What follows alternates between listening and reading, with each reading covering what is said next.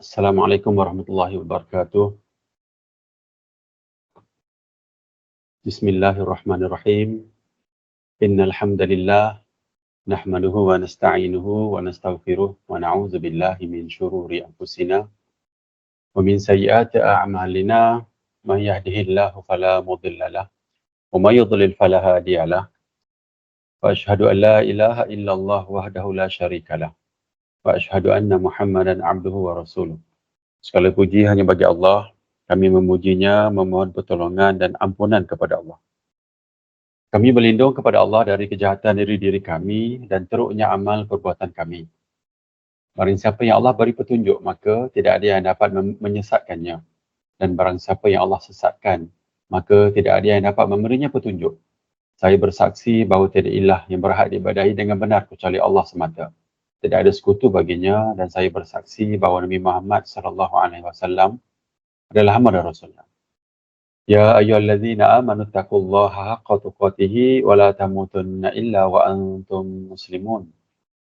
Wahai orang yang beriman, bertakwalah kepada Allah dengan sebenar-benar takwa kepadanya, dan janganlah kamu mati kecuali dalam keadaan muslim. Ya ayyuhan nasu taqu rabbakumul ladzi khalaqakum min nafsin wahidatin wa khalaqa minha zawjaha wa batha minhuma rijalan katsiran wa nisaa'a. Wattaqullaha allazi tasaaluna bihi wal arham. Innallaha kana 'alaikum raqiba.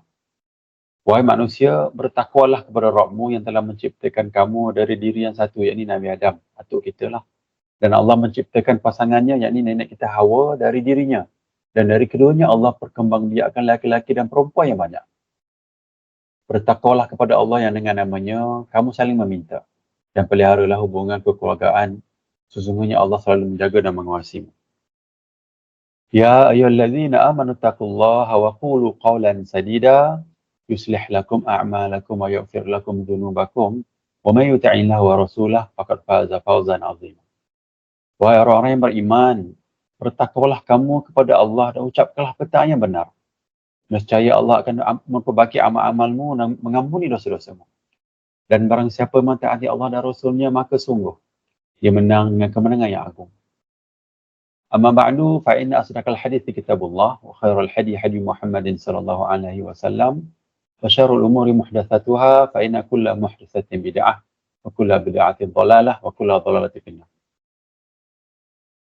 Sesungguhnya sebenar-benar perkataan adalah kitabullah, yakni Al-Quranul Karim, dan sebab baik petunjuk adalah petunjuk Muhammad sallallahu alaihi wasallam. Yang ini sunnah yang sahih. Seburuk-buruk perkara adalah perkara yang diadakan dalam agama. Setiap yang diadakan dalam agama adalah bid'ah. Setiap bid'ah adalah sesat dan setiap kesesatan tempatnya dalam neraka. So hadis ni yang kita baca ulang-ulang adalah hadis yang sahih. Diriwayatkan daripada Imam An-Nasai, Imam Ibn Majah, Imam Abu Dawud. Hadis ni hadis yang sahih. Jadi saya tak bawa satu ulasan daripada hadis ni sebab nanti kita nak urai tentang kubur nanti, tentang alam barzakh. So yang ni saya tak bawalah ringkasan sedikit tentang apa yang kita baca. Kita tengok pada mukadimah ni, kalau tengok pada tajuk ni, kita akan cerita tentang pentingnya ilmu yang sahih. Kita akan cerita tentang peringatan kematian. Kita akan cerita tentang, dalam ni saya ambil hadis yang sahih tentang alam kubur. Ada 6 hadis yang sahih. Kita ambil yang tiba sikit lah sebab tadi prepare pagi tadi. InsyaAllah lah bulan Ramadan ni kan, saya ingat iman pun tinggi, bolehlah kita baca hadis yang agak menakutkan, tapi atas sebenarnya bulan Ramadan, orang yang kita nak kepada, kita banyak beringat kepada hari kematian, sebab Ramadan tu sendiri adalah ibadah kan, puasa. Saya ingat minda kita dengan fokus hidup kita pun insyaAllah ke arah ke sana lah. Jadi hari ini bawa hadis yang sedikit scary, tapi hopefully dapatlah membentuk hati kita lah insyaAllah. Bila kita bercerita tentang hadis alam kubur. Nombor 4, kita akan baca hadis 40 ni, hadis 13 ke 20. 2-3 minggu lepas kita dah baca hadis 1 hingga 12. Ini kita akan baca lah ulang-ulang tentang hadis 13 ke 20 yang tema adalah tema etika dan perilaku, tentang akhlak. Kita pergi kepada mukadimah pertama tentang pentingnya menuntut ilmu. Daripada Muawiyah bin Abi Sufyan radhiyallahu an bahwasanya Rasulullah sallallahu alaihi wasallam bersabda, barang siapa yang Allah kehendaki mendapat seluruh kebaikan, maka Allah akan fahamkan dia tentang agama. Ada riwayat Bukhari dan Muslim. Yang ni dalam konteks supaya kita cari ilmu yang sahih lah. Kan kalau kita nak dapat seluruh semua kebaikan, kita cari yang sahih. Sebab yang sahih, dhaif, palsu ni kalau kita belajar tanpa orang bagi tahu status hadis tu, walaupun pandangan ulama kan, sebab ulama ni adalah manusia. Kita kena ingat, kita jangan mengangkat manusia setinggi Nabi. Yang kena hati-hati. Kita kena angkat Rasulullah SAW adalah tempat yang tertinggi, sumber rujukan tertinggi. Dan kita kena ingat, dengan tidak mengambil pandangan setengah-setengah imam tu, bukan kita mencemuh ataupun kita melakukan perkara buruk kepada imam-imam yang besar. Tak begitu. Paling-paling minimum ambillah pandangan Imam Syafi'i. Sebab pandangan Imam Syafi'i termasuk dalam 3 generasi pertama tu yang Nabi sebutkan. Golongan salaf yang kita nak. So kita ambillah akidah dan juga mazhab fiqh Imam Syafi'i. Kalau tengok dari sinilah kalau kita nak ambil kepada ilmu kan, kefahaman agama. Tapi kalau kita ambil agama bercampur bau dan kita tak tengok pun status hadis ke apa, dan kita taksub kepada ulama yang bawa tu, tiba-tiba amalan tu adalah amalan yang merosakkan akidah. Maka nanti lepas kita mati nanti akan bermasalah. Sebab yang sahih ni yang telah Nabi ceritakan pada sahabat-sahabat Nabi kan. Sahabat-sahabat Nabi itulah yang ada antara sahabat yang memang dan Nabi berkata Allah ada janji syurga. Kita nak ambil pandangan daripada yang kat sana lah, yang dekat-dekat dengan Nabi, termasuk dengan pandangan Imam Syafi'i. Walaupun Imam Syafi'i itu bukannya yang Nabi kata dia tergolong di kalangan ahli syurga, tak. Tapi kalau kita tengok Imam Syafi'i apa dia sebut, dia cerita tentang hadis yang sahih. Cerita tentang takutnya dia tentang benda yang dhaif palsu ni. Dan dia pernah sebut kan dalam slide. Yang sebelum ni saya tunjuk yang Imam Syafi'i kata kalau ada pandangan yang tidak sahih, lemparkan pandangan ke dinding. Buanglah, maknanya buanglah macam tu. Jadi kita tak maulah letak diri kita ni, bila kita dengar nama orang, dia jadi macam tempat orang tu, walaupun dia ulama besar, walaupun dia Imam Syafi'i, dia masih lagi manusia. Kena ingat kan? So, setinggi-tinggi manusia yang kita sanjung ni, tak ada satu pun boleh menandingi serendah-rendah sahabat Nabi. Setinggi-tinggi manusia yang kita sanjung ni, tak ada satu pun yang boleh menandingi serendah-rendah sahabat Nabi. Kan? Sahabat Nabi kan dulu banyak cerita kan tentang, ada yang berzina pun, ada yang ni kan. Sahabat-sahabat Nabi dulu pun, saya cerita yang negatif tu sebab kenapa? Memang ada Allah rekodkan sebab kalau tak berlaku event tu, tak ada pengajaran lah kita hari ni kan. Kita tengok Sayyidina Umar kadang-kadang emosi lebih. Ada pengajaran kat situ. Sahabat Nabi yang lain pun ada kesalahannya. Ni ada Sayyidina Umar yang cerita tentang tak ada air kan. Dia berjunub tapi tak ada air. Dia rasanya bukan berjunub, dia bermimpi. Lepas tu dia tahu, maksud tahu tayamum je. Lepas tu dia golek-golek atas pasir. Lepas tu dia solat kan. Tapi jumpa Nabi gelak lah. Nabi kata tayamum je lah. Tapi maksud dia, masa ilmu sedang ataupun wahyu sedang turun, sahabat-sahabat tak tahu. Dan ada banyak benda yang kesalahan yang sahabat buat. Ketika Allah rekodkan cerita tentang sahabat-sahabat tu, ulama-ulama yang kita angkat tinggi ni kan, walaupun kita tengok sempurna kehidupan dia, tak ada yang lebih tinggi daripada serendah-rendah sahabat. Kena ingat kita nak ikut sahabat Nabi, yang Nabi kata golongan yang terbaik adalah 3 generasi pertama. Yang paling baik adalah sahabat Nabi. So kat sini saya nak tekankan tentang kita cari benda yang sahih. Dan selalunya orang yang cari benda-benda yang benar ni akan banyak ujian lah. Orang labelkan nama-nama yang buruk. Dan itulah sebenarnya barulah sama dengan sunnah Nabi kan. Nabi bawa benda yang benar. Nabi berbentrah pada zaman Nabi dulu kan tentang amalan nenek moyang. Orang-orang ni Mekah dulu. Orang akan bangkang, akan marah Nabi, akan buat benda pelik-pelik lah kepada Rasulullah SAW kan. Sangat susah kehidupan Nabi. Dan itulah ujian yang sebenarnya kalau kita tengok sunnatullah kepada orang yang bawa benda yang betul. Jadi hadis pertama ni saya sarankan supaya kita carilah kefahaman dalam agama, faham dulu sahih atau palsu kan. Jangan mix up, jangan jambul dengan benda pelik-pelik ni. Kalau kita belajar benda yang sahih, senang. Orang cerita benda yang tak sahih, kita dapat agak dah. Macam tu. Dan apa benda yang Allah nak bagi, Allah bagi seluruh kebaikan. Kan Allah sangat naklah kita kan, walaupun yang banyak, tapi hati kita rasa content tu, rasa sedap, rasa tenang. Berapa lama kita diuji oleh Allah, dan kita sentiasa berdoa kepada Allah. Satu hari nanti mungkin setahun, 2 tahun, 3 tahun, 5 tahun, 10 tahun. Allah makbulkan doa kita tu dengan perjalanan yang panjang macam Nabi juga kan. Permulaannya sangat susah kan. Dan kalau kita dengan cerita-cerita orang pun bawa cerita-cerita yang ajaib-ajaib ghaib ni, susahnya zaman Nabi. Kalau benda ghaib itu dah ada, kenapa tak menang terus? Maknanya semua tu melalui kepayahan, pemikiran, perancangan. Semualah strategi, cari sahabat yang bagus. Macam contoh, kecerdikan macam contoh Nabi nak hantar utusan tu kepada negara lain kan. Nabi cari ada seorang sahabat yang sangat segak lah, yang sangat-sangat kemas, nampak perwatakan yang bagus. Nama dia tak ingat lah. Tapi sahabat ni lah yang nak, bila malaikat menyerupai orang, diserupakan dengan makhluk manusia ni datang, dia menyerupai sahabat ni. So, nak ceritanya, macam kita lah image, kalau boleh belajar daripada situ kan, kita hantar orang, perutusan kita nampak memang mantap, memang bagus.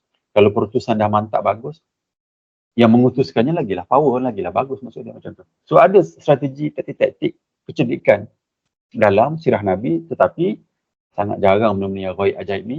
Sebab hari ni, sekarang saya sebut, banyakkan kita ni, bukan banyakkan lah, ada di antara, kalau pergi dalam sisi tazkirah dengan mana, memang banyak dia letakkan unsur-unsur yang keajaiban tu.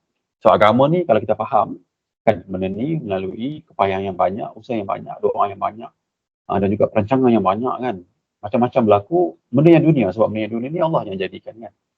Dan kita tahulah, kita akan faham tentang dunia dan juga akhirat lah. So hari pertama saya buat ulang lagi, dari Muawiyah bin Abi Sufyan radhiyallahu an, bahawasanya Rasulullah SAW bersabda, barang siapa yang Allah kehendaki mendapat seluruh kebaikan Allah fahamkan dia tentang agama. Muttafaqun alaih, hadis riwayat Bukhari dan Muslim. Nombor dua lah, selepas kita faham agama ni, ulang-ulang boring kita dengar, ulang-ulang. Nombor dua, bila kita dah faham agama ni, kita nak berdakwah kan, supaya, sebab yang pertama ni kita dakwah pada diri sendiri lah. Nombor dua ni kita dakwah pada orang lain kan, sebab kita nak manfaat tu. Nanti kita akan baca dalam hadis nombor 13 sampai 20 tu, ada satu hadis yang Nabi sebut, mana Nabi rekodkan dalam kitab hadis 40 tu, dia cerita tentang kita kena sayang kepada rakan kita, kepada saudara semuslim kita kan. Kalau kita sayang ke dia, kita sayang diri kita sayang kepada dia, kita naklah dia berjaya, kita naklah ilmu kita ada ni dia dapat. Kita naklah apa yang maksiat dia buat tu dia tak buat dah. Kita nak amalan yang kurang ni, amalan soleh yang kurang ni, kita nak dia lebih baik. Kita nak semua benda kita nak, apa yang kita ada kita nak apa dia buat. Kita nak juga dengan nasihat daripada dia nasihat kita, dia taklah bangkang dia kan. Orang yang bercakap benar kepada kita, kita terimalah. Maknanya akhlak kita ke situ, sebab kita tahu dia cerita tentang kita tu sebab dia sayang kita. Maksudnya macam tu. Dari sahabat Sa'ad radhiyallahu an, bahwasanya Rasulullah SAW bersabda kepada Ali radhiyallahu an, demi Allah, sekiranya Allah memberikan hidayah kepada seseorang melalui dirimu, itu lebih baik bagimu daripada memperoleh unta merah. Maksudnya barang yang paling bahagia. Hadis riwayat Bukhari Muslim. So boleh fahamlah hadis ni, saya tak urai lah. Maksudnya macam itulah. So kita nak anjurkan diri kita supaya insya-Allah berdakwah. Nombor 3, baca yang last ni, kita jangan hati-hati sikit tentang ilmu, tentang apa yang kita sedang belajar. Benda yang kita tak tahu tu, benda yang tak tahu maksud dia, walaupun kita tahu satu benda, carilah sumber dia. Jangan cerita ke orang. Maknanya kalau orang tu cerita, tanpa dia tahu status cerita atau hadis tu, dia telah masuk dalam konteks ni, larangan Allah ni. Apa yang Allah kata? Allah mengharamkan mengada-ngadakan tak ada Allah. Apa saja yang kamu tidak ketahui. Yang ini berbicara tentang Allah tanpa ilmu. Al-Araf. Saya fokus ke sini. Benda-benda yang do'aif palsu ni kan, benda-benda yang bukan daripada agama. Apa lagi orang yang bawa, yang direka something yang dia kata daripada Nabi. Walaupun baik, walaupun cerita tu boleh menguatkan semangat kita untuk agama. Tapi sumber perkataan tu dan juga authenticity tu tidak daripada Nabi. Yang ini sangat besar implikasi kepada kita lah. Tengok apa yang Nabi kata. Rasulullah SAW bersabda, barang siapa yang berdusta atas namaku, maka siap dah tempat dalam neraka. Ni past tense. Dah ada dah tempat dalam neraka. So penegasan kat situ kan. Saya punya suara pun dah tinggi sikit. So banyak penegasan berlaku kat sini. Jangan sekali-kali kita sebarkan benda palsu. Kalau tak tahu, tak sure, tanya. Kalau ataupun kita cerita-cerita benda-benda yang tak elok, benda-benda yang kita rasa macam pelik ni kan, kita belajar ilmu lagi, belajar sampai kita dapat. Motivasikan diri kita untuk faham agama tadi lah. Sebab apa? Allah bagi seluruh kebaikan kan.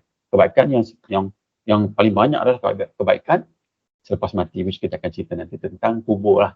Sekejap ya. Rasulullah SAW bersabda, barang siapa yang berkata atas namaku yang mana saya tidak pernah ucapkan pun, maka siaplah tempat dalam neraka. Riwayat Bukhari.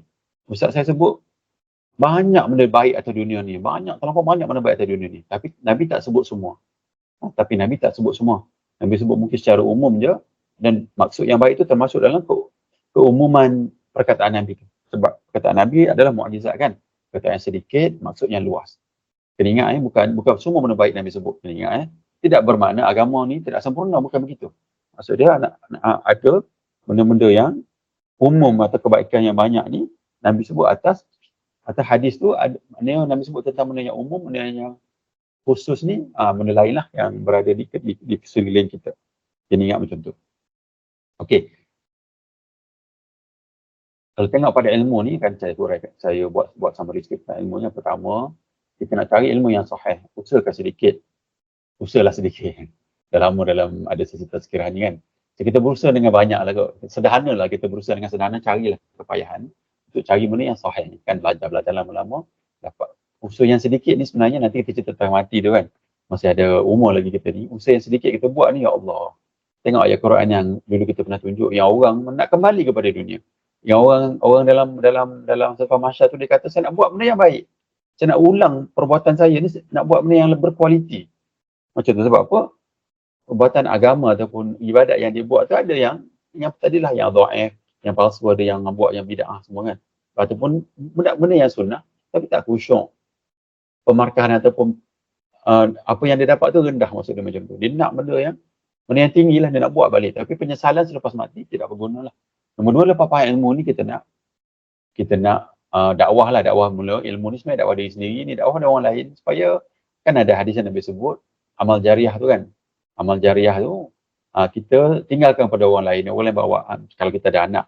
Kalau yang tak ada anak, Nabi kata dalam hadis yang sahih saya baca tu, Nabi kata dia mengajar ilmu. Kalau dia tak ada anak, dia mengajar ilmu. Sebab ilmu tu dia jadi macam anak tu kan. Anak tu adalah harta yang kita tinggalkan. Perbuatan baik yang anak kita buat daripada usaha kita dapat pahala lah. Sama juga dengan ilmu. Orang lain yang dengar ilmu kita ni, kita ajar kepada orang lain.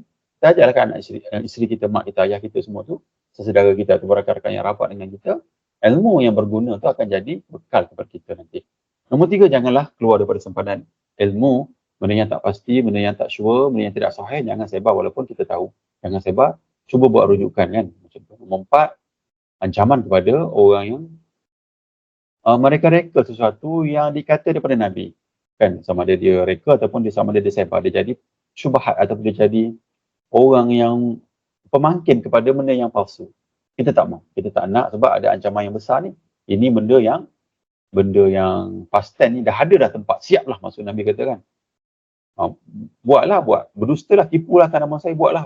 Macam kita kan, buatlah paper, management MIS paper ke, my memo kan. Tiba kita forge, kita tipu signature kan. Walaupun betul, niat tu baik kan. Bagi manfaat kepada company mungkin 40, 50%, 1000% keuntungan mungkin. Tapi dia forge. Dia tetap salah. Dia tetap akan masuk penjara lah. Nanti akan ada hukuman. Sama juga yang ni. Jangan, walaupun niat tu baik, tidak sekali-kali untuk kita sebarkan benda yang palsu dan juga dhaif lah. Kalau boleh jangan. Kita ambil yang sahih. Yang dhaif tu boleh. Cuma bagi tahu kat bawah tadi ni dhaif, bla bla bla bla. Tapi kena belajarlah dari sudut ilmu kalau kita nak sebar. Dah. Yang sahih ada, kenapa nak hantar yang dhaif?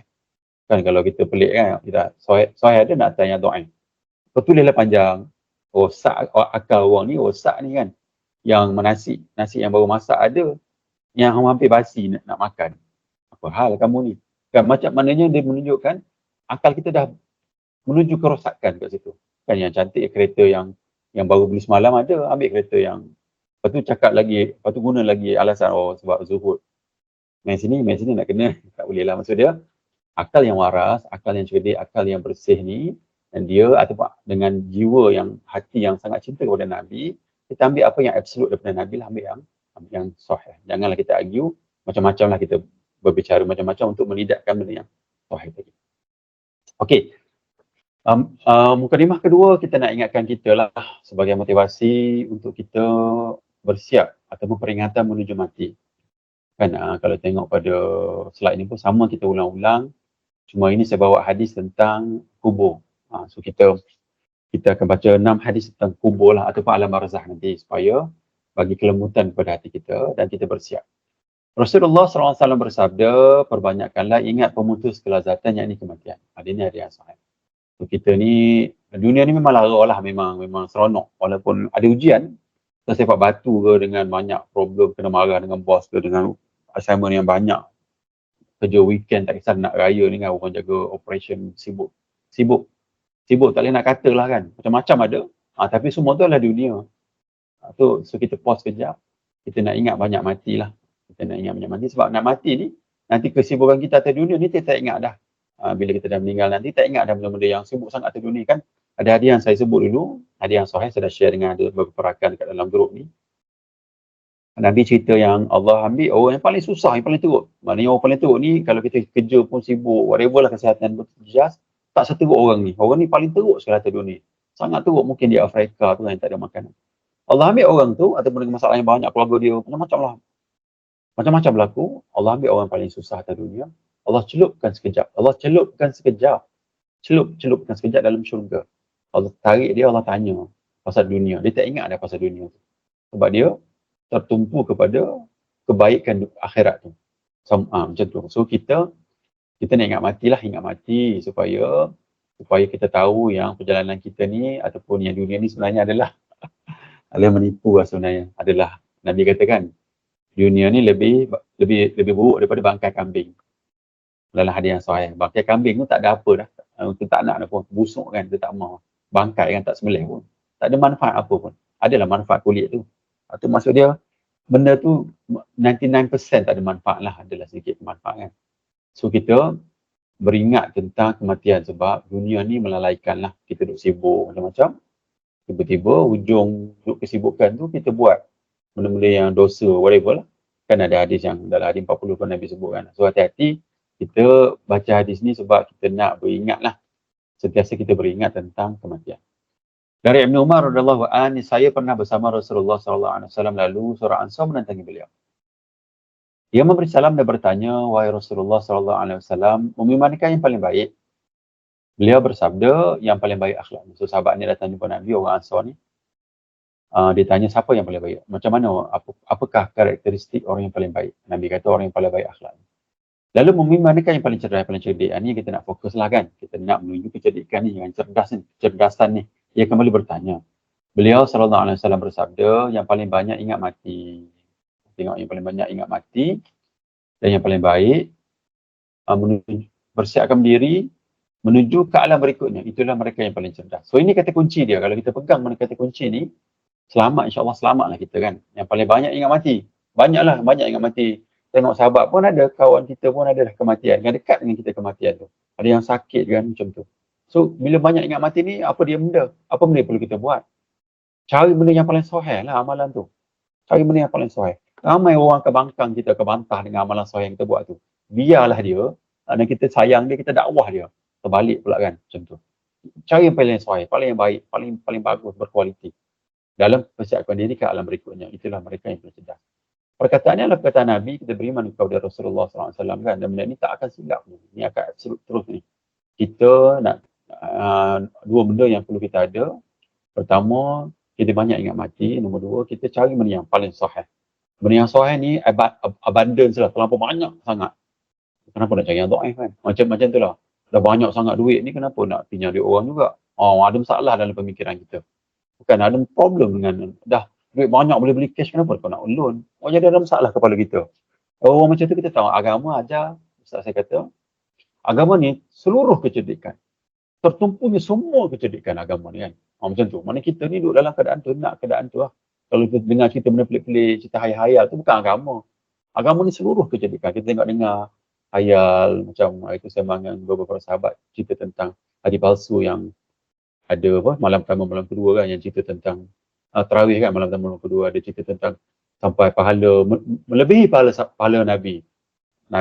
Sampai tahap melampau Nabi paling, macam tadi kan saya katakan, sahabat paling rendah tak akan lebih tinggi kedudukan daripada wali atau sesiapa yang bukan sahabat Nabi lah. Jadi kita rasa kalau kita percaya benda macam tu, ada something wrong dengan pemikiran kita. So kita nak jelas pemikiran, agama ni nak menuju kecerdikan, kita nak menuju kebijaksanaan ya dalam agama ni, yang mana hadis ni memang fokus kepada ingat mati dan juga benda yang sahih. Buatlah benda yang sahih macam tu insyaAllah. Ada yang sahih, dua-duanya ada yang sahih. Hadis Hasan juga hadis Hasan sahih. Okay, ini perjalanan kita. Cuma cerita ni saya nak fokus kepada alam kubur. Saya bawa hadis, dalam 6 hadis tentang alam kubur kita baca. Memang scary sikit tapi nak kena share lah sebab Nabi katakan, balighu anni walau ayah kan. Sampaikanlah walaupun satu ayat. Sangat menakutkan tapi saya ingat bulan Ramadan ni, hati kita pun ada lembut sikit kan. Nafsu kita pun dikontrol lah oleh puasa tu. Kan tak makan. Dan juga syaitan diikat kan. Memang adalah perangai syaitan yang kita bawa. Sebab dah lama syaitan duduk dengan kita kan. So kita dengar hadis ni supaya hati kita lebih lembut. Pertama, Scary kan, tajuk yang scary. Kubur yang sempit orang bor. Kubur yang sempit dah, kubur ni sempit lah. Kubur ni sempit walaupun dia di alam lain, tapi tengok apa yang Nabi kata, apa yang sabdakan lah. Rasulullah SAW bersabda, inilah yang membuat arash bergerak. Ini Nabi cerita tentang ni, sahabat ni, Sa'ad bin Mut'ah. Sa'ad ibn Mut'ah. Mu'addah ni. Mu'addah. Macam tu. Wafat ketika luka, dia deritanya dalam perang, ni perang azab tu. Nabi sebut tentang dia lah dua hadis ni, saya ambil daripada cerita sahabat Nabi. Inilah yang membuat arash bergerak. Maknanya bila dia meninggal tu arash bergerak. Maknanya hebatlah sahabat Nabi ni. Pintu-pintu langit dibuka dan disaksikan oleh 70,000 malaikat. Sungguh dia dihimpit oleh kubur. Maknanya sahabat Nabi ni walaupun dia sahabat Nabi, kubur tu himpit dia. Akan tetapi kemudian dia dibebaskan. Maknanya kalau lah sahabat yang paling bagus, yang hebat ni pun, hadis ni ada yang sahih. Hadis ni disahihkan oleh Syekh Albani rahimahullah. Hadis ni ada yang sahih. Kalau lah sahabat yang hebat ni pun dihimpit, kita apa lagi? So ketakutan lah. Maknanya menakutkan benda ni. Semua orang akan kena benda ni. Jadi kita macam adalah kita cerita ni supaya hati kita lembut dan kita bermotivasi untuk berbekal selepas mati. Dalam Musnad Imam Ahmad Hanbal, ia disebutkan sesungguhnya kubur mempunyai penyempitan. Kubur ni sempit lah. Ini cerita tentang alam barzakh tu, bukannya tentang kubur. Kita duduk dalam kubur tu, yang terjun dalam kubur, letak mayat fizikal tu. Ini bukan maksud tu. Ini maksud alam barzakh tu. Maksud alam barzakh dia sempit. Kena ingat jangan fikir pelik-pelik. Bezakan alam barzakh dengan alam kubur tu. Kita jangan pula mixkan benda tu. Dia dua apa ni, universe yang berbeza lah, dua benda yang berbeza. Jika ada seorang yang selamat darinya, nescaya selamat darinya adalah Sa'ad bin Mu'adh.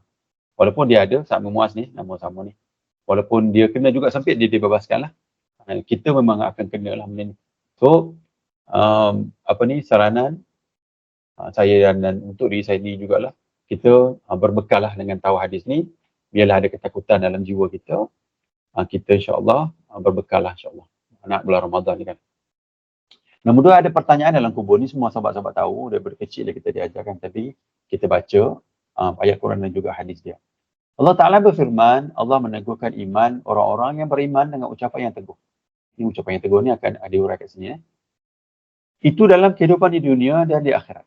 Dan Allah menyesatkan orang-orang yang lain dan memperbuat apa yang dia kendaki. Maksudnya orang yang sesat ni, dia ikut yang zalim. Orang yang zalim, ikut dan dia buat apa benda pun. Dalam hadis yang saya nak baca pun ada nanti. Nabi cerita tentang kalau kamu tak malu, buatlah apa saja. Nabi sebut tentang kalau kau tak macam kita lah kan. Kalau kamu tak malu, buatlah apa saja. Maknanya, buatlah. Kalau tak malu, buatlah. Tunggulah nanti kat mahsyar nanti. Macam itulah. Maknanya sebutan Nabi itu memang ancaman. So, sama juga Allah sebut kat sini, Allah sesatkan orang yang zalim dan dia buat apa dia nak. Sebab apa? Sebab kita sebagai hamba ada peraturan. Tengok apa yang saya nak cerita kat sini tentang tafsir ayat ni. Allah meneguhkan orang-orang yang beriman dengan ucapan yang teguh. Daripada hadis Sahih Bukhari ni, dijelaskan tentang masuk ayat Quran yang atas ni lah, surah Ibrahim ayat 27 ni kan, dari Al-Bara bin Azib. Rasulullah SAW bersabda, jika seseorang Muslim ditanya di dalam kubur, ia akan berikrar bahawa tidak ada sembahan yang berhak disembah selain Allah dan Muhammad adalah utusan Allah. Maka tafsir ayat Allah meneguhkan iman orang-orang yang beriman dengan ucapan yang teguh. Itu dalam kehidupan di dunia dan akhirat. Hadis riwayat Bukhari. Maksud dia, kalau kita ni iman yang kuat ini datang daripada ilmu yang sahih, itulah yang kita belajar, kita beramal kan dengan kefahaman tentang agama. Iman ni adalah benda yang termasuk dalam konteks akidah ni. Kalau iman kita rosak, akidah kita rosak kan. Kalau tak jitu, tak kuat iman kita, bermasalah kita untuk ni. Kalau kita faham macam contoh, ni pengalaman saya kan, yang ada seorang sahabat tu bila saya sembang dulu, ini tempat kerja juga, masa saya berada di tempat lah, di terminal dulu. Dia cerita dia ada amalan dia baca zikir-zikir amalan dia. Dia kata nanti dalam kubur ada orang lain yang akan jawab. Ada orang lain yang akan jawab tentang pertanyaan malaikat. Masalah lah sebab dia ambil yang palsu. Kan ambil yang palsu, dia cerita ke orang pula tu. Yang sahihnya tidak begitu kan. Yang sahihnya sekarang ni lah. Maknanya, satu, akidah dia dah ada bermasalah. Sebab, kenapa ada akidah kat situ? Sebab, dia sedang menceritakan perkara yang ghaib. Dia sedang menjelaskan benda yang ghaib. Yang ghaib ni dia datang dalam keimanan lah. Menunjukkan apa yang sahih Allah sebut dalam Quran tentang benda yang ghaib telah dicemari oleh benda yang pemahaman dia sekarang ni. Bermasalah akidah dia. So kita nak akidah kita ni biarlah teguh. Anak kata kunci dia daripada ilmu yang sahih tadi tu, cara yang sahih. Bila kita cari yang sahih, kita macam, alamak banyak benda yang aku silap kan. Tak apalah kita berubah. Macam pengalaman saya pun sama. Bila saya start mentelaah benda yang sahih ni, kita jumpa banyak benda yang mengarut lah dulu saya buat kan. Pernah saya baca dalam masjid. Tak silap dulu masuk, bukan tak silap lah. Daripada pengalaman semasa form 5 dulu, pernah juga lah baca, orang suruh baca short tazkirah kat dalam masjid. Masa dekat amalan saya dulu, saya ingat lagi, saya cari buku dalam library, saya baca benda yang pelik, benda-benda yang tidak sahih. Hari ni saya tergelak, macam pelik, teruk betul lah dulu, zaman dulu. So bila kita baca benda yang sahih, dia akan trigger, dia kata alamak, macam-macam benda yang tak sepatutnya kita sebut, kita lah tak sebut. Okey. Pergi yang slide nombor 3 ni, orang yang kuat imannya yang berupaya menjawab pertanyaan kubur. Jadi kita nak, macam tadilah akidah yang kuat, yang jitu kan. Kita cari ilmu tentang iman yang sebenar-benarnya lah, supaya tidak syirik lah, dan jauhi benda yang syirik lah kan. Al-Mas'udi, tapi kalau kita baca zikir-zikir selepas solat, kita baca even surah Al-Fatihah pun, ataupun Quran yang kita baca tu pun, memang duk cerita pasal akidah kan. Tapi kita tak faham sangat apa yang dalam, ataupun huraian orang yang hurai tu pun dia pergi ke jalan yang tak betul. So bila kita cari benda yang sahih, lafaz-lafaz kita ni, dan kita faham apa yang kita sedang lafaz tu, dia jadi lagi mantap lah akidah kita. Al-Mas'udi berkata daripada Abdullah bin Mukharib, dari ayahnya, dari Abdullah, ia berkata, sesungguhnya seseorang mukmin, jika dia meninggal dunia, ia akan didudukkan di dalam kuburnya. Ia akan ditanya, siapa Rabbmu, apa agamamu, siapa Nabimu. Ini yang sahih kan yang kita dengar. Kita dengar kalau kita pergi tempat di kubur kan, orang baca talqin kan. Tapi bukan begitulah, talqin yang sahih tu lain sebenarnya kan. Tapi maksud dia kalau tengok yang tersebut, do'if sunnah, do'if tidak, sunnah tidak sunnah tu, kita sebenarnya memang melalui keadaan tu. Cuma saya nak nak memberi angle yang lain lah, supaya kita melihat amalan yang ada hari ni, kita tengok bezakan yang ilmu lah dengan sunnah yang tidak sunnah. Memanglah amalan tu orang dah buat sebab saya sebut kan, bezakan tentang ilmu dan juga amalan lah. Amalan mungkin lain tapi ilmu ke lain. Lama-lama kita nak supaya amalan kita selari dengan ilmu yang sahih.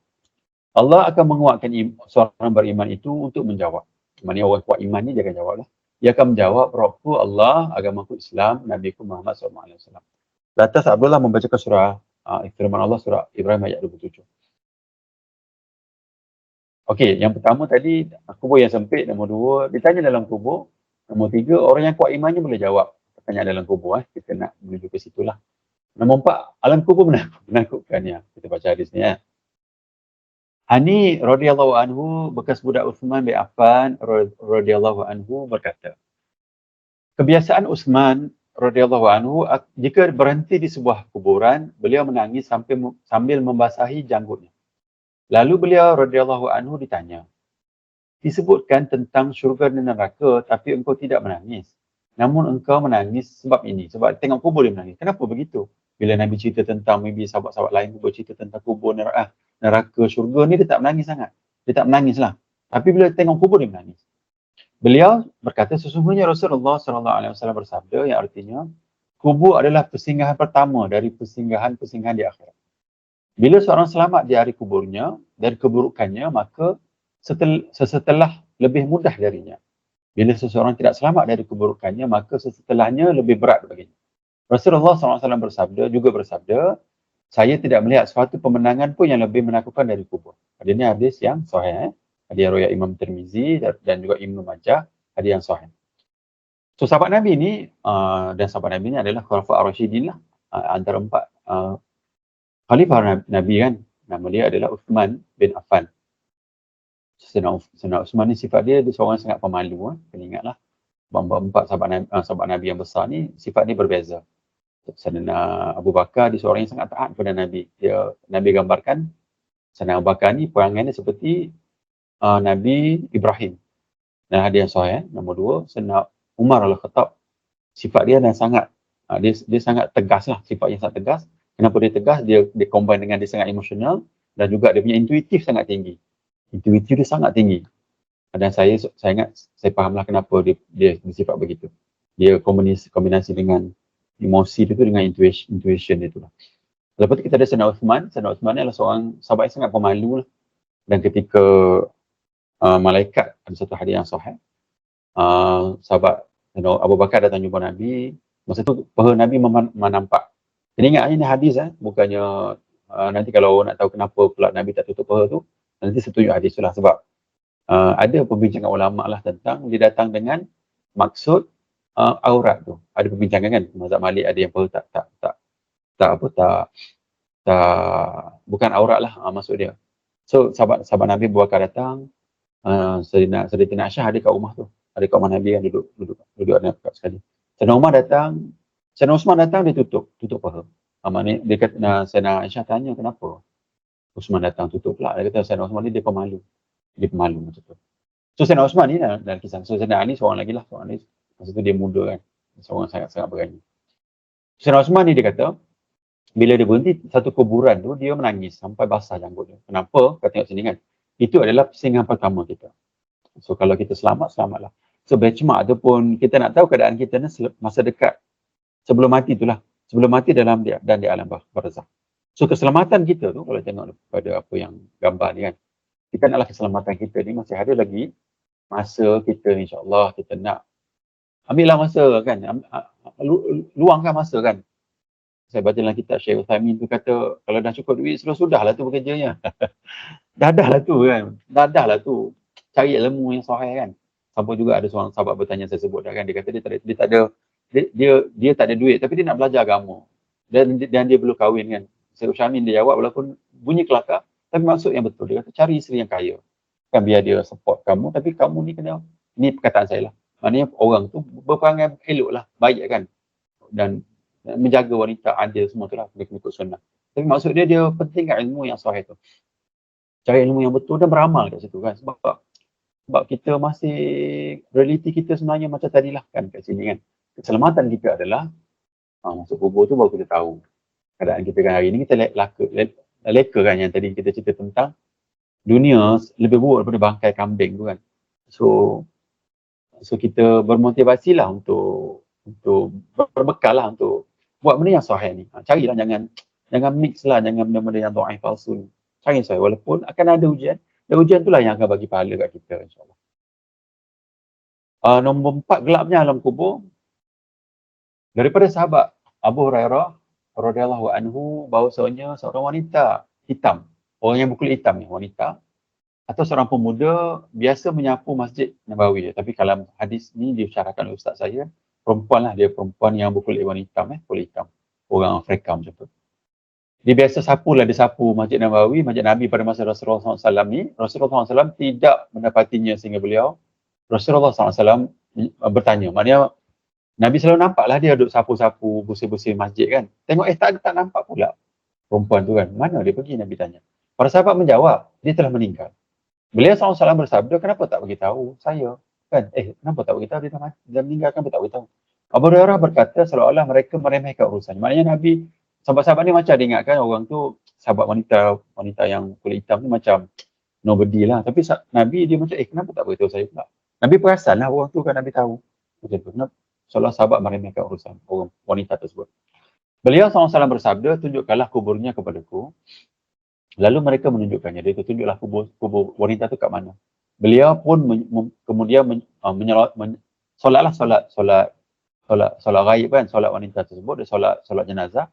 Lalu bersabda, sesungguhnya kuburan ini dipenuhi kegelapan bagi para penghuninya, dan sesungguhnya Allah Subhanahu Wa Taala menyinari bagi mereka dengan solat itu terhadap mereka. Riwayat Bukhari dan Muslim. So asalnya kubur ni memang gelap. Daripada doa Nabi ni lah, ataupun solat jenazah tu kan memang banyak kita baca tentang kemaafan, minta orang dalam kubur minta maaf. Kita minta Allah ampun dia semua kan. So dalam konteks ini nak sebut tentang gelapnya alam kubur. Okay, itu last.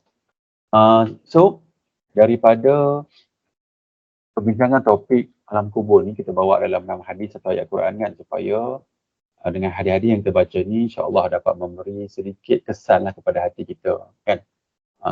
Supaya dalam bulan Ramadan yang dah tak banyak meninggal ni, dah separuh ni kan, kita lekatlah dalam kepala kita yang maksud dia kita ni menuju mati dan kita nak berbekal. Bekerja jugalah urusan dunia juga. Letaklah benda yang terpenting. Selepas tu benda yang penting kan. Kerja penting. Tapi yang terpenting tu apa? Ambillah masa. Sebab bila kita dah tak ada nanti, sangat menyesal kita nanti. Masa pun tak ada dah kan. Dengan kesibukan yang lain yang melaraukan kita kan. Dunia ni memang melaraukan lah. So kita cuba dalam sesi ni saya bagi peringatan lah untuk diri saya sendiri juga rakan-rakan. Supaya kita ambillah masa, ambillah manfaat. Cubalah sedikit sebanyak kan. Bangun malam. Sekarang ni kan kita bangun awal kan. Duduk. Kita duduk muhasabah diri. Kita fikirlah benda-benda macam ni. Supaya lama-lama dia datang. Sentiasa ada dalam jiwa kita. Dan yang terpenting adalah memahami agama daripada benda yang paling sahih. Yang terpenting adalah memahami agama daripada benda yang paling sahih. Itu yang kita nak. Okey, kita pergi kepada hadis yang kita nak baca ni. Saya stop sekejap kalau ada rakan-rakan nak share apa-apa, kita nak baca hadis ni. Saya post dalam 10 saat. Kalau ada masuk je, kalau tak ada saya akan sambung.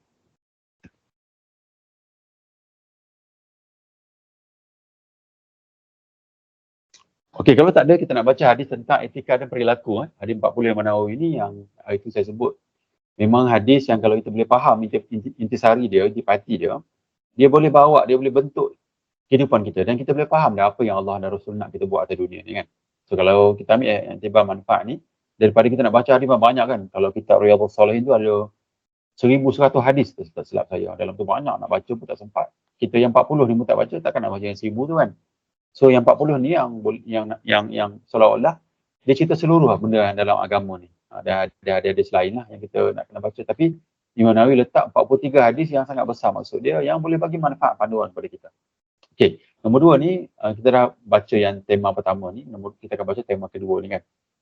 Etika dan perilaku. Tapi saya akan baca juga hadis ni secara ringkas, hadis 1 sampai 12 ni supaya kita fahamlah sedikit sebanyak kan. Lepas tu kita pergi pada hadis 13 sampai ke hadis 20. Hadis 1 ulang kaji. Setiap amalan bergantung pada niat dan setiap orang yang akan mendapat sesuai ikut kadar apa yang dia niatkan. Okey, pertama tentang niat kita kena ingatlah innamal a'malu binniyat Nabi katakan. Nombor 2, Islam dibangunkan atas 5 rukun. Ini rukun Islam ni syahadah. Semua lah kita tahu rukun Islam ni daripada hadis nombor 2 ni lah, yang Imam Nawawi letak. Nombor 3, hadis larangan keras mengada-ngadakan dalam agama. Maka yang tidak berasal tertolak. Hadis nombor 4, bahagian dari iman, saya terbalik ni tapi saya bacalah, rasa nombor dia terbalik. Nombor 4, bahagian dari iman adalah seorang mencintai saudaranya seperti dia mencintai dirinya sendiri. So kita kena ingatlah ada hadis Nabi sebut tentang kita nak cinta rakan kita seperti mana kita cinta kita sendiri. Yang saya sebut tadi kan. Hadis 5, halal jelas, haram jelas. Antara keduanya ada benda yang syubhat. Jauhilah benda syubhat tu. Cuma halal jelas, haram jelas ni, tinggallah benda haram kan. Kan halal ni jelas sangat kan. Maksud macam tu. Nombor 6, agama dan nasihat yang ditujukan kepada Allah dan kitabnya, Rasulnya dan para pemimpin umat Islam. So kita kena ingatlah agama ni nasihatkan kita, sentiasa nasihat menasihati lah. Nombor 7, perintah untuk berlaku baik dan adil dalam segala hal, termasuk dalam membunuh atau menyembelih. So kena adil lah, adil. Nak buat benda buruk pun, nak buat benda yang zalim pun kena adil. Macam tu lah. Kalau dah Nabi kata nak buat benda yang zalim pun kena adil, yang tak zalim lagi lah adil. Dan adil ni biarlah adil bukan atas pandangan kita atau orang yang merasai itulah. Kalau kita buat kita kata adil, orang tu rasa zalimnya. Kita rasa adil, tak betul lah. Kita kena berbuat baik dan adil lah setiap keadaan. Nombor 8, perintah memerangi orang yang belum masuk Islam sampai mereka bersaksi bahawa tidak ada Tuhan selain Allah. Tapi ini sebenarnya dalam konteks orang dah masuk Islam, dia murtad. Macam tu Dan ada agama ni dia kena jaga brand ataupun image agama dan peraturan dia. Kau dah murtad, kita perangi orang yang murtad tu, orang yang tak nak bayar zakat ni zaman Sayyidina Abu Bakar Siddiq. Nombor 9, apa yang dilarang oleh Nabi hendaklah kita tinggalkanlah, apa yang diperintahkan kita buatlah macam tu. Setakat mampu. Tak mampu tak apalah, sedikit-sedikit berterusan. Hadis 10, Allah Ta'ala baik. Kita nak benda yang baik. Ini kan last kali Nabi cerita tentang orang yang makan benda yang haram tu kan. So hati-hati, Allah nak benda yang baik. Bila kita buat benda dosa atau haram tu ada implikasi kepada amalan kita. Dan Nabi cerita dalam hadis ni tentang doa tak diterima. Hadis 11, tinggalkan apa benda yang ragu syubhat ni tinggallah. Doa yang palsu kan, tak payahlah buat. Halal jelas kan. Halal jelas, haram jelas. Kenapa nak ambil? Nak ambil yang tengah-tengah tu. Well, dia membentuk pemikiran kita yang bagus lah, kalau kita baca hadis Nabi ni. Kan Nabi sebut tentang benda yang tak sure janganlah buat. Ataupun halal jelas, haram jelas. Kenapa? Kenapa? Pelik jadi dia membentuk pemikiran kita. Nombor 12, tanda baik orang Islam adalah tinggalkan benda yang tak bermanfaat. Tapi memang banyak benda yang kita buat benda yang tak bermanfaat, tapi cubalah sedikit-sedikit insya-Allah kita cuba untuk cari untuk ambil apa saja yang Nabi sebut ni kan, supaya kita tergolong dalam kita memahami hadis 43 ni. So tu 1 hingga 12 yang ni keimanan dan ketakwaan. Nombor 13 saya baca sampai nombor 20 ni, nanti kalau tak sempat pun kita akan baca minggu depan lah. Hadis satu-satu hadis dia. Kita baca dia punya summary dulu, ringkasan dia.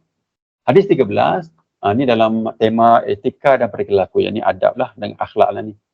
Nombor 13, tidak beriman seseorang di antara kamu sehingga dia mencintai untuk saudaranya tentang apa dia cintai untuk dirinya sendiri. Tadi dah sebut awal tadi kan, saya ingat hadis tu silap lah. Tapi nanti tak apalah, next week saya akan cuba betulkan. Tapi hadis 13 cerita tentang kita sayang rakan kita kan. Kita sayang sahabat kita. Seperti mana kita sayang diri kita lah. Macam contoh kan, dalam agama, dia tak nak bagi. Kita nak sedekah kan. Kita ambil baju-baju yang dah lama, yang lusuh bagi kat orang. Nabi larang sebenarnya tu, tak mau. Kalau kita cinta dia, kita bagi mana yang kita sayang lah.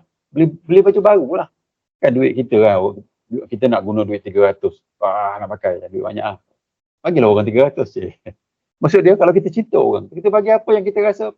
Sebab tu, dalam konteks sedekah, dalam hadis yang sahih Nabi kata, of course Nabi kata sedekah terbaik adalah kita dululah, diri sendiri dengan anak-anak dulu. Tapi dalam konteks orang lain, Nabi kata, sedekah kepada saudara-saudara kita, kaum kerabat kita. Sebab apa? Dia mengeratkan silaturahim lah. Tapi nombor 2, sedekah yang afdal juga. Sedekah ni bila kita nak juga duit tu kan. Kita nak, Allah sayang duit aku ni. Nak banyaklah kan nak guna duit kita, tapi duit tu yang kita pakai untuk sedekah. Itu lagi tinggi kedudukan darjat sedekah. Sebab apa yang nak relate kat sini, kita sayang diri kita, kita pun sayang sahabat kita, kita buat benda yang sama. Kita tengok orang yang membuat maksiat, dalam hadis yang sahih Nabi kata, tolong orang yang buat maksiat, tolong orang yang zalim. Sahabat tanya Nabi, bagaimana nak tolong orang yang zalim? Dia zalim kan. Nak tolong macam takkan nak tolong buat kejahatan juga. Bukan, Nabi kata. Dengan tegur dia, dengan beri nasihat. That's why benda-benda bagian nasihat ni benda paling sangat besar. Dan hadis yang lain yang sahih Nabi kata, pahala orang yang menegur ataupun yang nahi mungkar ni, pahala orang yang buat nahi mungkar ni, ataupun yang dakwah ataupun tegur yang buat benda-benda yang zalim ni, yang teruk ni, adalah pahala sepertinya pahala sahabat Nabi. Adalah pahala sepertinya pahala sahabat Nabi. Ingat, sahabat Nabi tadi adalah tak akan ada manusia yang berpahala seperti sahabat Nabi kan. Saya sebut tadi kan, ada manusia yang wali-wali yang kita buat assumption dia ni whatever lah, kita cerita-cerita benda yang kalau kita dengar benda yang ajaib pelik ni yang tak sahih lah tu. Dia tak akan menandingi senang-senang sahabat Nabi. Maknanya kedudukan bila Nabi sebut tentang sahabat Nabi ni adalah benda yang sangat besar pahala dia. So, antara pahala yang kita dapat seperti mana sahabat Nabi adalah pahala kita nahi mungkar. So, kita naklah mencegah kemungkaran tu sebab kita cinta kepada sahabat kita. Hadis 14, tidak halal darah seorang Muslim yang bersaksi tiada Tuhan selain Allah dan Muhammad adalah utusan Allah. Syahadah itulah. Kecuali dalam 3 keadaan. 3 kasus ni 3 keadaan. Nyawa dengan nyawa. Kalau orang tu bunuh, kita boleh bunuh orang Islam tu. Bukan kita lah. Maknanya pemerintah lah. Zina setelah menikah. Orang lelaki yang dah kahwin, dia berzina. Yang tu hukumnya bunuh. Pemerintah lah. Dan meninggalkan agama ini murtad. Tadi yang ada nombor 8 kan, kita cerita tentang orang yang tak bayar zakat tu kan. Samalah dalam kes ni. So, agama ni nak jaga agama. Tapi orang Islam ni, bila dia buat kesilapan ni, 3 kesilapan ni, dia dalam agama Islam, dia hukumannya adalah bunuh. Maknanya ada peraturan lah. Macam kita kerja lah. Ada peraturan yang kita kena ikut. Macam juga kita katakan rumah kita kan. Ada peraturan. Atau department kita ada peraturan yang orang kena ikut. Dan orang tu kena hormati peraturan yang kita ada. Bukannya kata kita biar je. Dan kita pula kena ada prinsip kita sendirilah dalam kehidupan kita kan. Kita tak nak kita tolerate kepada semua benda kan. Semua boleh. Tak ada apa yang kita tinggal lah. Semua boleh. Nasib baik masyarakat kita okey kan. Cuba duduk kat masyarakat yang tak okey. Habis kena tattoo lah, badan bertattoo, kaki bertattoo. Muka pun ada tattoo kalau boleh kan. Sebab semua boleh. Kan nak bagi kebebasan kan. Anak 18 tahun berzina kat luar negara kan. Tak berzina lagi jadi pelik. Oh tak berzina lagi ke? Jadi pelik. Maknanya teruk dalam masyarakat tu. Kita nak, kita ada peraturan dalam agama kita yang kita kena pegang. Sebab agama ni adalah daripada Allah SWT melalui lidah Nabi lah kita ada peraturan dia. 15. Siapa yang beriman kepada Allah dan hari akhir hendaklah dia berkata baik atau diam. Ni. Benda sangat penting kan, tengok hadis Imam Nawawi letak ni kan. Kalau duduk meeting ataupun whatever lah kita duduk kan. Tak payah cakap lah, diam lah. Tak payah nak sibuk-sibuk, nak tambah-tambah. Macam-macam kita sebut kan yang merosakkan orang lain yang kita rasa betul. Tapi orang lain rasa percakapan tu tak boleh sebut pun. Kenapa nak sebut? Dia telah melukai kita ataupun action selepas tu tak perlu buat pun dia tambah kerja orang lain, benda-benda macam tu kan. So benda-benda yang kita tak rasa tak perlu kita sebut, diamlah, terutama yang ada autoriti kan. Kalau tak perlu, diam. Kan sebab dia akan pergi kepada zalim tadi. Kita tak nak kita ni berada di kalangan orang yang zalim macam tu. Sama ada kita diam ataupun kita berkata baik. Dia jumpa sahabat, bagi salam. Sunnah kan cerita yang baik-baik. Terpujilah apa benda supaya dia rasa seronok. Siapa yang beriman kepada Allah dan hari akhir adalah dia hormat tetangga. Tetangga ni maksud dia orang dekat dengan kita kan, yang bukan keluarga kan. Tempat kerja kita, kena jagalah. Bau kita, kena jaga. Jangan bising. Kalau ada bising, cepat-cepatlah diamkan ataupun macam-macam kita buat kan dalam rumah kita. Hati-hati sebab ada yang lain cerita tentang tetangga ni Nabi sebut, ada yang sahih. Nabi kata orang yang kuat ibadat, Nabi sebut, saya buat ringkasan dalam hadis tu. Orang yang kuat ibadat dia, tapi dia ganggu jiran. Nabi kata dalam neraka orang tu. Orang yang kuat ibadat, yang tak tinggal solat-solat wajib ni, yang buat solat sunat banyak dia buat ni, yang kita tahu nampak warak, nampak bagus, tapi dia ganggu jiran dia. Nabi kata orang tu dalam neraka. Dan Nabi buat analogi lain, seorang sahabat yang lain, dia buat yang wajib je. Jaranglah dia tengok puasa, janganlah dia buat benda yang sunnah. Jarang. Tapi dia tak ganggu jiran. Nabi kata, orang itu dalam syurga. Orang yang tadi dalam syurga. Tidaklah kita nak menidakkan amalan sunnah. Maknanya kalau kau buat yang sunnah banyak, kau tak ganggu jiran, dalam syurga lah. Ini menunjukkan ilmu. Kan? Kalau kita tahu ilmu yang sahih. Ilmu yang tak sahih ni, dia memang suka guna agama untuk buat bising ganggu orang. Tapi ilmu yang sahih, saya sebut ni sebab apa? Dalam hadis Nabi sebut, seorang sahabat Nabi berada di masjid Nabi, dia baca Quran kuat. Dia bermunajat dengan Allah kuat. Nabi sebut, Nabi tegur orang tu, kasar Nabi sebut. Nabi kata, orang lain ada juga sedang bermunajat kepada Allah. Dan kamu tak meminta kepada Allah yang peka. Kamu tak meminta kepada Tuhan yang peka, Nabi kata. Tuhan kamu tidak tuli, tidak peka. Tegaslah Nabi sebut kan. Bayangkanlah perasaan orang tu. Maksud dia, kalau kita ada ilmu yang sahih, kita rasa macam logik lah sebenarnya kan. Dan Allah Ta'ala bukannya tak mendengar, Allah Maha mendengar. Kenapa kita nak ganggu orang? Tapi dalam konteks ni, maksud dia dalam semua konteks lah. Dalam konteks dunia pun orang bising kan, dia buat majlis ke apa, tak kisahlah dia. Parti. Dia tak buat parti lah, sebab orang baik kan, maksud dia kan. Jadi, kita tak nak ganggu orang kat sebelah kita. Kita jaga adab-adab tu. Kita tak nak ganggu orang. Dan ganggu orang ni dosa yang sangat besar. Siapa yang beriman kepada Allah dan hari akhir, hendaklah dia memuliakan tetamunya. Ini orang datang rumah kita kena greet dia walaupun kita tak suka dia. Kita kena greet. Orang mana-mana datang ke tempat kerja kita kan. Kita greet lah dia. Greet. Bagilah apa benda kita memuliakan tetamu. Hadis 16, dianjurkan untuk tidak marah. Ni Nabi kata, la taghdab. Seorang sahabat datang jumpa Nabi. Nabi ulang 3 kali kepada sahabat tu. La taghdab. Jangan marah. Nabi kata lagi. Sahabat tu tanya, bagi nasihatkan saya, wahai Rasulullah SAW. Nabi kata, jangan marahlah taghdab. Nabi sebut 3 kali. Jangan marahlah taghdab. So, janganlah marah kan. Tahanlah perasaan tu. Sabarlah banyak kan. Tapi benda ni bukan melalui esok. Orang tu marah dalam umur dah 40-50 tahun dah memang selalu marah kan sebab tak ada orang nak tegur. Waktu kita kata lah taghdab, besok kita suruh dia berubah. Taklah. Kita berubah pelan-pelan lah. Buatlah planning macam mana nak ubah. Allah akan tolong kan. Dalam hadis yang sahih Nabi kata, kan Allah selangkah kepada Allah, Allah akan datang 10 langkah kan. So kita nak begitulah, kita cuba ubah. Sebab perjalanan untuk berubah tu adalah kaedah yang kita nak kan. Surah Al-Fatihah kita sebut ihdinas siratal mustaqim, tunjukkanlah kami jalan yang lurus. Dalam tu sebut jalan, kaedah dulu. Kita dah faham yang sahih ni, kita nak berubah, duduk atas jalan tu dah mengikut apa yang Nabi nak. Hadis 17, Allah mewajibkan ihsan, kebaikan dalam segala sesuatu. Saat membunuh atau menyembelih, tadi dah sebut, saya ingat yang tadi tu silap, yang ni betul lah. Lakukan dengan cara yang baik. So jangan zalim maksud dia, ihsan ni, kebaikan ni, kita kena buat lah kan. Dalam hadis yang nombor 2, yang bila Nabi duduk kan, ada malaikat Jibril datang kan, Sayyidina Umar Al-Khattab yang riwayatkan dia nampak orang ni tak kusuk masai baju cantik. Dia sebut tentang ihsan. Nabi sebut tentang ihsan ni bila beribadat seperti mana Allah nampak dia kan macam tu. So ihsan ni kita kena ada perasaan lah, empathy ni kita kena ada. Belas kasihan, empathy tu kena ada banyak dalam agama. Tengok orang jalan kaki, pergilah. Tak naik saya bang. Tak orang nampak muka kusuk masai, duit macam tak ada. Bagilah dah. Untuk anak-anak, buat ni janganlah malukan dia kan. Buatlah macam untuk anak-anak. Padahal untuk dia makan lah. Dia tak ada anak pun. Kan tengok orang yang tak sedekah, bagilah.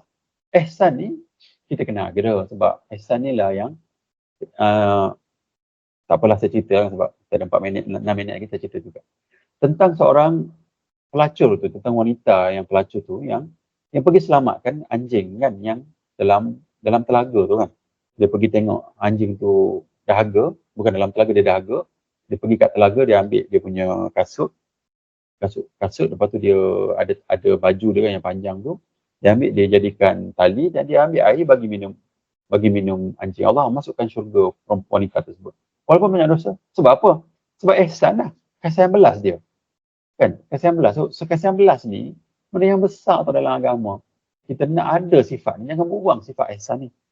Ihsan ni memang ada setiap orang. Ada fitrahnya ada. Sebab kita bila bekerja lama-lama dia tutup macam kafir kan. Masuk kafir kan. Kita tutup.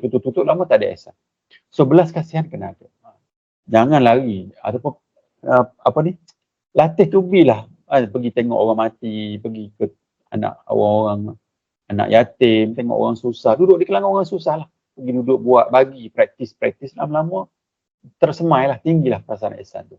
So kena ingatlah ihsan ni kena ada dalam diri kita, terutama lagilah bila kita ada orang bawahan yang ramai kan, ataupun whoever lah, ada anak-anak, isteri, dan benda ni kalau tak ada sangat-sangat scary lah kan, dalam keluarga, dalam keadaan tempat kita tu. Mungkin orang tak nampak pun, orang kata tak kisahlah sebab dia ada kuasa, tapi ancaman Allah ke atas kamu sangat besar. Sebab macam tadi kan, orang ganggu jiran tu dah masuk neraka kan. Sikit je kita nampak kan, benda yang mudah tadi ni kecil je. Apa-apa dosa yang berkait dengan orang lain, dia ada multiplier effect dah. Dia jadi besar. So hati-hati ya. Hadis 18, last kita baca. Bertakwalah kepada Allah di mana jua kamu berada. Sama jugalah. Jangan zalim, ada ihsan. Bertakwa ni jangan buatlah benda yang halal, buat benda yang sunnah, benda yang wajib. Takutlah Allah, jangan buat benda makruh kan. Kita sebut dalam slide yang saya sebut tu kan, yang tentang takwa tu kan. Warak lah, janganlah ambil benda yang subhat, carilah ilmu yang sahih, macam tu lah. Duduk kat mana-mana pun, tengok orang susah, tolonglah. Bertakwa kepada Allah. Takutlah sebab kita rasa macam ada orang memahatikan kita kan, tingkah laku kita ni. So, kita bertakwalah kepada Allah. Ikutilah keburukan dengan kebaikan. Dah buat benda yang jahat ni kan, manusia banyak buat benda yang kesilapan lah. Lepas tu buatlah benda yang baik. Dah sepak kucing dia minta makan, dia buat contoh lah kan. Sepak kucing, waktu Allah nyesal lah. Buatlah benda baik lah. Allah siapnya bagi makan kucing lain. Lain kali janganlah sepak. Macam tu lah maksud dia. Sebab kebaikan tu menghapuskan keburukan. Perlakuan manusia dan akhlak baik. Dengan manusia pun tadi kita dah sebutkan tentang hadis yang kematian tu kan. Seorang Ansar datang jumpa Nabi. Dia tanya, siapakah yang paling baik? Memimpikan yang baik, Nabi kata, yang baik akhlaknya. So akhlak yang baik ni adalah daripada kacamata agama. Okay, saya nak stop kat situ, ada 3 minit lagi. Nanti kita sambung minggu depan insyaAllah. Cuma benda-benda ni yang kita baca ni kan, etika perilaku ni, kalau kita boleh amal, kalau kita boleh faham, ambil intipati daripada hadis Nabi yang pendek ni kan, yang sangat pendek ni, tetapi maksudnya sangat besar. Yang Imam Nawawi dah letak dalam kitab dia, insyaAllah hidupan kita ni rasanya memang akan sentiasa kita ingat hadis ni. Kita nak buat sesuatu, Nabi kata, ini syubhat ni tak nak kan. Kena ihsan ni kan, nak buat planning untuk kerja kan. Aku ni kena ihsan, orang kerja contohnya kerja malam kan, walaupun dia kerja office hour tapi dia kena stay malam. Macam-macam kita buat kan, nak suruh duduk kat sana, duduk kat sini. Kita kena fikir, ini zalim ni kan. Kita jangan banding atas kita, saya dulu gitu. Bukan. Banding dengan orang yang kadar orang tu. Kan, terbanding dengan kadar orang lain duduk office hour relax je kan, relax tak buat apa pun. Bukan tak buat apa. Maksudnya tak seteruk orang yang kita nak arahkan tadi kan, ini tak betul ni kan. So kat situ datang ihsan, datang pemikiran apa tu, kita nak buat akhlak yang baik kan. Kita nak buat akhlak yang baik. Kita nak ikut seranan hadis Nabi ni kan. Kita nak buat bertakwa, itulah perlakuan manusia akhlak yang baik. Kita bagi benda yang adil kan. Adil dalam segala setiap perkara. Dan masa tu dapatlah kefahaman yang besar. Mana kita nampaklah akhlak kita, nanti orang lain nampak akhlak kita ni sudah dan kita sedang menjalankan apa yang disarankan oleh Nabi SAW. Kita stop kat sini, dekat ke 10 dah, 10 minit lagi. Subhanakallahumma wa bihamdika asyhadu an la ilaha illa anta astaghfiruka wa atubu ilaik. Maha suci Allah, dan dengan memuji Allah, saya bersaksi bahawa tidak ada sembahan yang berhak disembah selain Allah. Saya meminta ampun kepada Allah dan saya bertaubat kepada Allah. Wassallallahu ala sayyidina Muhammadin wa ala alihi wa sahbihi wasallam. Assalamualaikum warahmatullahi wabarakatuh.